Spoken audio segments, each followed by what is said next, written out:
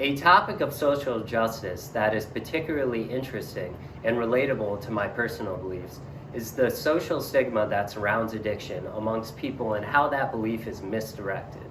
People suffering from addiction are commonly referred to as being bums, deviants, fiends, and lowlifes. In fact, many facets of our society associate addicts with these qualities regularly and systemically. Stigma impacts society on micro, meso, and macro levels.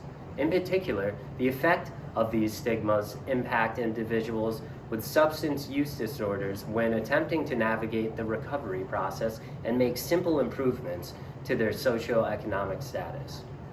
Additionally, the stigma associated with substance use impacts healthcare providers, governing policies, research, and the justice system as a whole.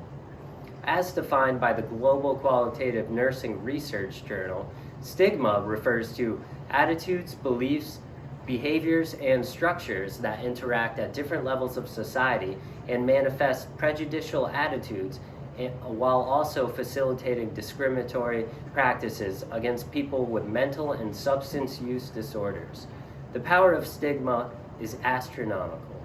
The influence that stigma presents to people who suffer from substance abuse disorders is felt in every aspect of their lives.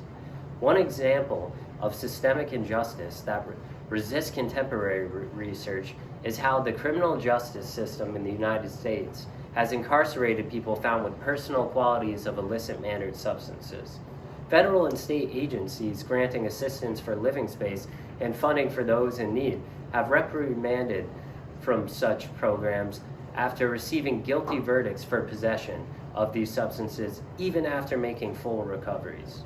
Massive conglomerates that dominate the socioeconomic landscape of the United States design the substances, prioritize profits over people's lives, and publicly denounce the populations that are diseased by their poisons.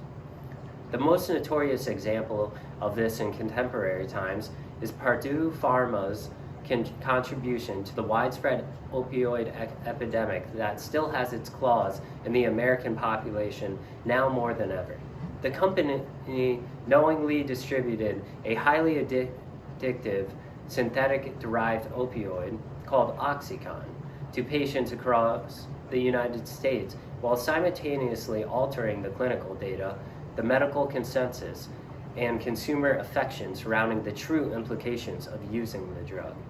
In addition, the company is accused of bribing and kicking back payments to MDs and political figures in efforts to increase the drug's written prescriptions, its sales, and profitability. This is just one example of how people who suffer from substances abuse disorder have been treated as targets rather than people in need of medicinal and therapeutic intervention. Rather than penalizing populations with substance abuse disorders criminally, economically, and socially, this nation needs to reform governing policies that instill encouragement and support to those who are receptive to seeking treatment, as well as banish practices that permit the permanent defamation of character.